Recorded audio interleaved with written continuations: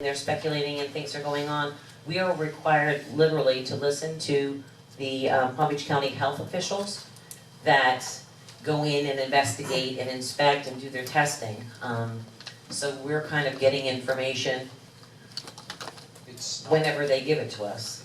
they Just so don't, you, they don't really tell us anything. They don't really- come in and they do that. so you know, we know news sources are calling and they're asking questions, and that we're given exactly what we're supposed to know from health department officials, and we share that information when we get it. So I just wanna let you know that, but we know that there was some activity in the area in regards to treating different communities, not just ours, and that's what we're gonna talk about here. Yeah, I wish the health department would give us more information too. Yeah. We only go on what they give us, and I don't know if that mic is on. Yeah, who's the other? Get it close. is this on? Yeah, it is, okay. Get Okay, Oh, yeah, that's right. so I built this little PowerPoint last week, so it's outdated by 1 week since we didn't have the standard statewide conference call yesterday morning. But as you guys know, there was some Zika virus in downtown Lake Worth recently. We with mosquito control went out there with the health department backup. We had them canvass the areas several blocks away from these suspected cases. Emptying containers, handing out Zika prevention kits, and our guys were out there larviciding and adulticiding for mosquitoes for several days. If we want to briefly run through this PowerPoint. Sure.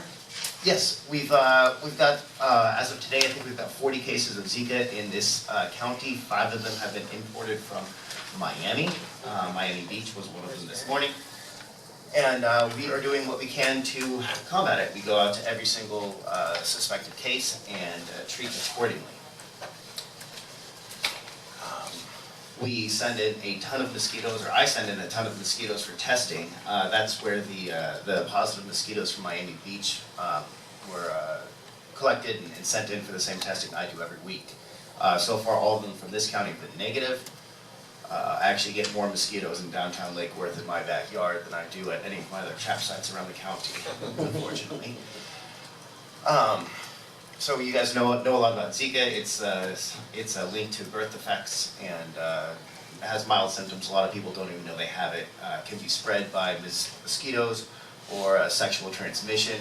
This is Aedes aegypti, the main mosquito. I collect about 1,000 of these per week to send in for testing, and there it is everywhere. Boring, a little bit of mosquito biology. These mosquitoes are very localized. They breed in containers almost exclusively. They're not going to be breeding in Lake Osborne, they're not going to be breeding in your canals or the ocean or the intercoastal. These are going to be found in Coke bottles and tires and buckets and rain gutter stuff in your own yard. A lot of people don't even know that they're breeding them.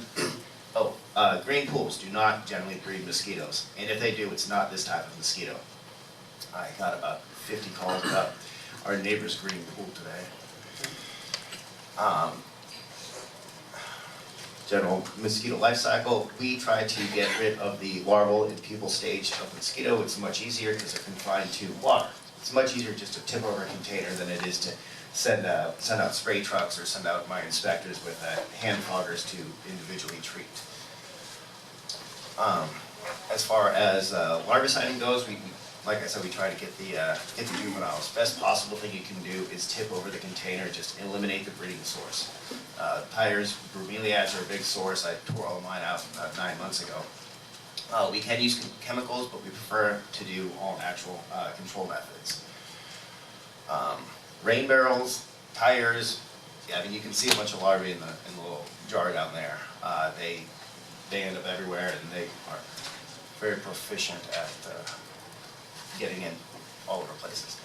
Hand fogging is what we do for adults. You may have seen some of our inspectors around town with smoking machines like that, which sprays out and adulticide to knock down the adult mosquitoes.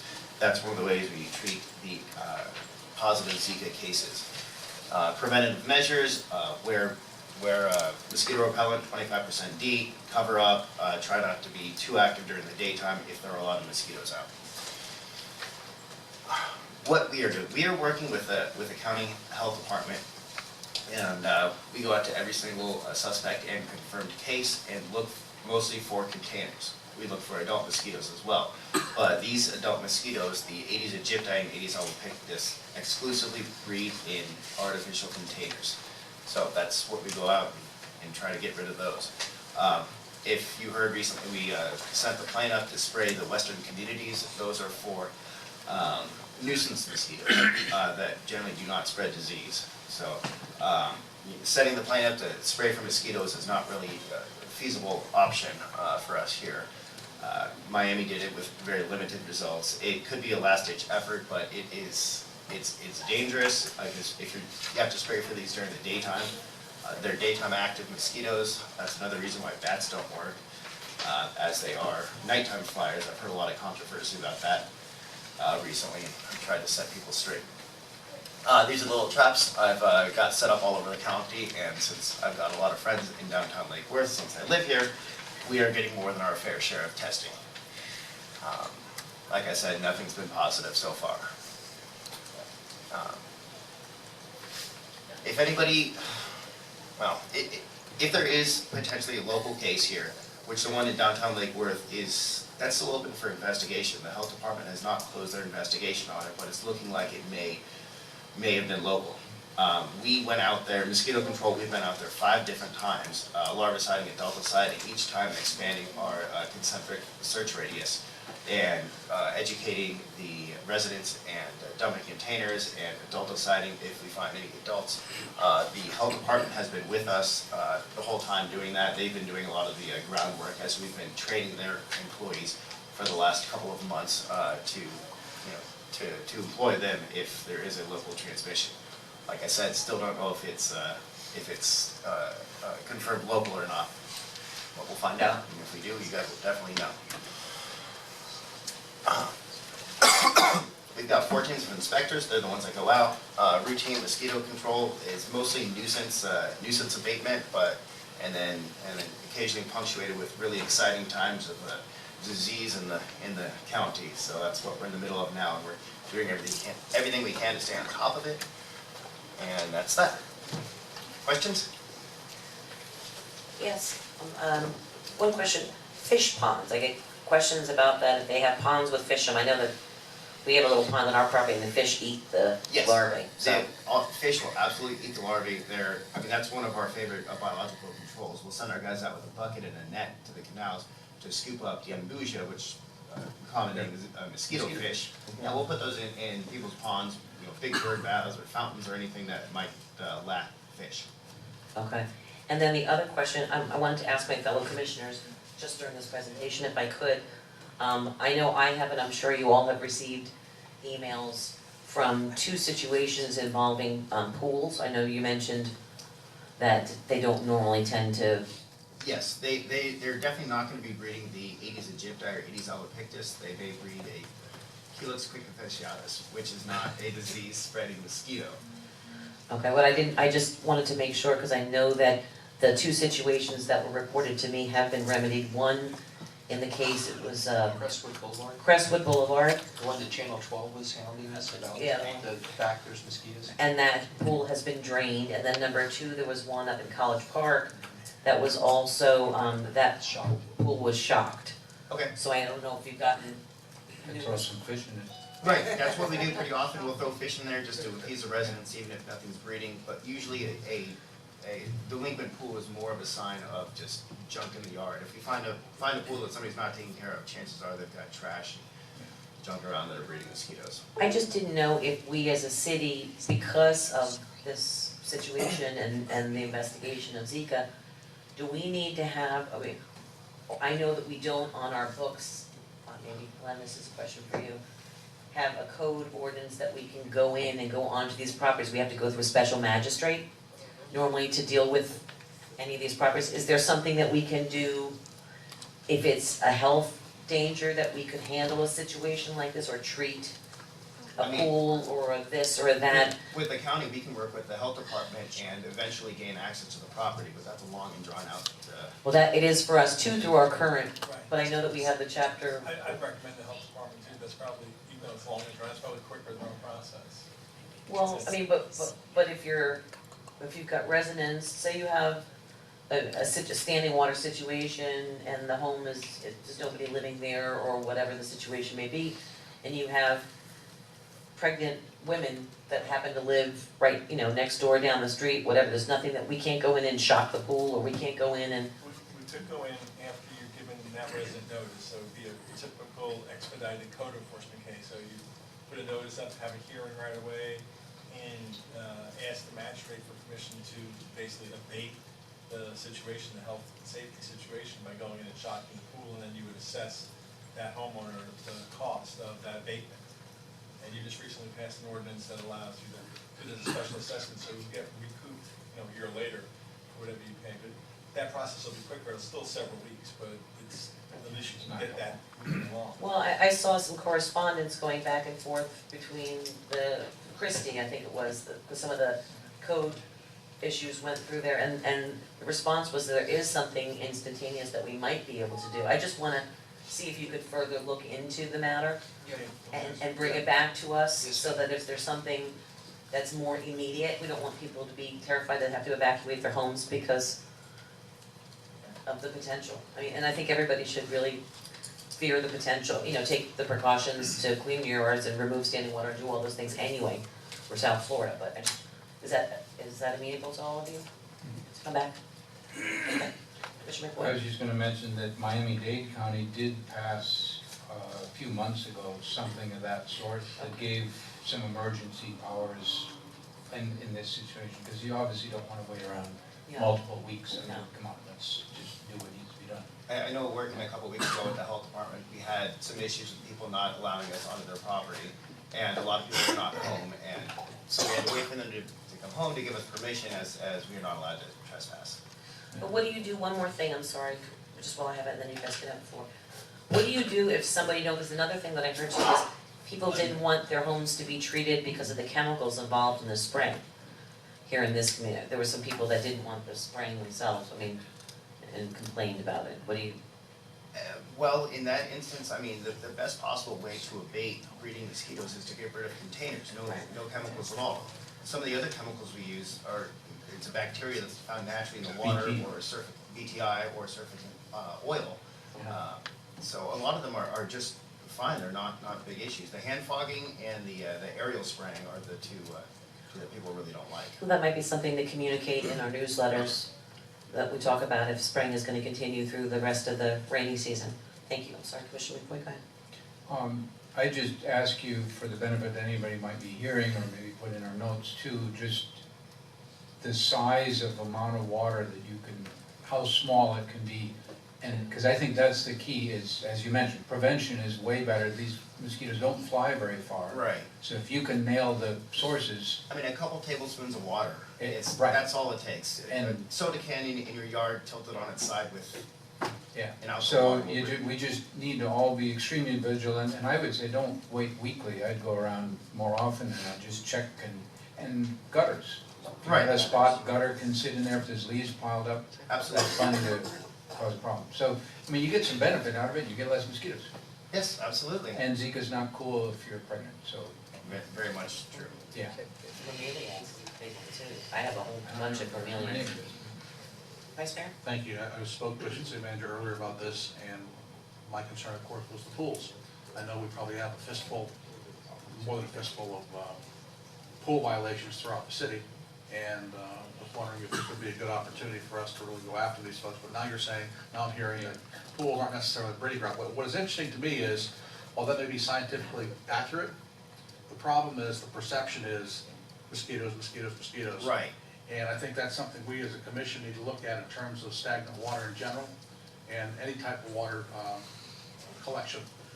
We need to maybe rethink our, even, I hate to say it, but the rain barrels. That's gonna cause people to fall in their trees, if we take away rain barrels. But we've gotta do something, because the perception of the Zika virus and the mosquito, the concept of mosquitoes in general, is gonna drive us batty, pardon the connection. But it's gonna drive us crazy, because people aren't gonna really wanna understand that, it's not the pool that's breeding it, it's that pot canner that. Right. I can't tell you, most of I don't go to too many field complaints, but I've been going to a lot more lately. And probably half of the people that are complaining about their neighbor's property breeding mosquitoes have them on their own property, and they're just not aware of them. So, I mean, we've got 4 teams of highly trained inspectors, and if we have permission to go onto the properties, anywhere here in Lake Worth, even if it's a green pool or whatever, we'll certainly check it out. Just a lot of times we don't have permission. We have people calling us, they're in a neighborly dispute, and of course they're, just go over there and throw something in John's pool, he doesn't mind if you go on his property. Trust me, yeah. Yeah, trust me. Commissioner Meyer? Hi, thank you for your presentation. Question about either the larvicide or the adulticide. Is it shown to kill other insects, like bees mainly? The adulticide may, but honestly, the adulticide we're using in the hand fodder is very concentrated. So it doesn't affect more than, one little property. So it's not gonna be a massive bee kill like we saw in South Carolina last week. They had a very inexperienced person that pulled the trigger on a very foolish stunt there to control Zika, and there's a handful of things they did completely backwards and wrong. And we're a lot better than they are. I had heard some reports though from Miami, and you had mentioned they attempted aerial spraying there, and a lot of beekeepers reported that there was mass death in Florida bees. Also, you're mentioning spraying out west too, so Right. this is one of those difficult situations where, of course, we have to weigh human life versus the life of bees, but at the same time, I think we here in Lake Worth pride ourselves in knowing in particular how important the bees are to the ecosystem and what a sort of catch-22 this is to have to treat one issue but affect another issue. So to all of the beekeepers out there, if you do try to empty this standing water, this is one way that you can attempt to remove the Right. mosquitoes naturally. One other question, and just because I get a lot of questions about it, we've all heard of the issues with pregnant women getting the Zika virus and microcephaly. Is there any effect to men or women who are not pregnant, and what could they expect to see? I mean, it's just light symptoms. Most people don't even know they've got it. Red eyes, joint pain, rash, and fever. So it's like a mild flu. In men, it can be transmitted sexually, male to female, and vice versa. It can live in men's bodies for about 6 months, which is a lot longer than in women's bodies. So, Thank you. no problem. I just wanted to thank you for being here. You're here at my request, city Okay. manager. It makes me a little bit more comfortable that you live in Lake Worth. And I think that you're looking out for us a little bit more. Talk a little bit about the spraying that you're doing in the area, because that's one call that I get. We have a lot of backyard bees. Are you doing a lot of spraying? You had said you were out spraying. I haven't personally seen or heard that you were spraying. No, we've hand fogged. And I don't think we've even used any chemical larvicide. Well, we've used a little bit of chemical larvicide in some big fountains. I don't know if you know exactly where the affected person was, but I can't tell you unless you already know. Yeah. So we went about 3 blocks away from her house, and we've hand fogged everything there. The mosquitoes they probably won't fly more than about 1.5 blocks from her house. So it's a very concentrated area. And then can you talk a little bit about the science piece of why we would see them in a smaller body of water versus a green pool? That's a big call. Channel 12's been chasing us down, about the green pool. It's just their biology. They evolved to breed in tree holes, where a branch breaks off, it rots out and holds water, where the tree splits. So very small containers like that. So a lot of the buckets and tires and stuff like that out there mimic those. Green pools. These mosquitoes don't really like laying their eggs in areas that are very sunny, that get terribly warm, which a green pool is usually right out there in the middle of your backyard. It's going to be too warm for them, and it's just too big. A lot of green pools have a lot of carnivorous insects in them, a lot of beetles and tadpoles that will eat the mosquito larvae as well. So it's survival. It's just not a conducive environment for them to breed. I mean, in the last 10 years, my coworkers have seen about, I think, 6 pools that have actually been breeding. They've all been breeding a Culex species as opposed to Aedes. And do they have a shorter lifespan, longer lifespan? Is there anything It's all different? environmental. I mean, if you know, the environment is conducive to them, you know, breeding and biting and breeding and biting, they can live up to about a month or so. Okay, thank you. Well, we mentioned before when the vice mayor mentioned rain barrels. I- Yeah, I've had rain barrels over the years, and I've always put a screen over the top with a bungee cord or a zip tie around it, just to prevent the mosquitoes from laying their eggs in there. Rain barrels are notorious for breeding mosquitoes. what about if there's constant, like, I have a rain barrel underneath my, where I catch the condensation from my AC unit into a rain barrel and then water with that. The water is consistently coming in and, you know, when it's full on the top. Well, the mosquitoes, they live on the surface of the water, so you're probably draining it from the bottom, and you're not draining it totally dry. You're still gonna have mosquitoes, you should definitely cover it with a screen. Okay, thank you. I was just gonna add on the rainbow, how do you feel about the mosquito dunks, BT? That's BTI, that's totally fine, it's harmless, But does it it's- work? Yes, it definitely works. It's a bacteria that destroys their midgut, physically. Yeah. And it works for a limited amount of time. If you get a lot of water coming through your rain barrel, it'll flush it out, you know, in a matter of a week or so. Putting a screen over it will take care That's of the it for best. the life of the, Yeah. for the life of the screen. Yeah, I screen all of mine, I double screen them, and it seems to work fine, I've had it for a long time. But, we don't wanna get rid of rain barrels, but definitely anybody who has rain barrels, as you mentioned, screen them thoroughly. Absolutely. Crisscross screen is better, window screen works fine. And put the mosquito dunks with Bacillus thuringiensis BT in them, and put them in regularly during the rainy season. Just, you can split them and throw them in. Yep, every week. BTI or screens or both if you, You can throw soap on it Soap too, on it. but I'm not convinced that it works all that well. I don't really wanna water my plants with soap. Yeah. The BT's better, and it's not that expensive. Nope. Screening's best. Thank you very Thank you. much. Thank you. Alright. Thanks.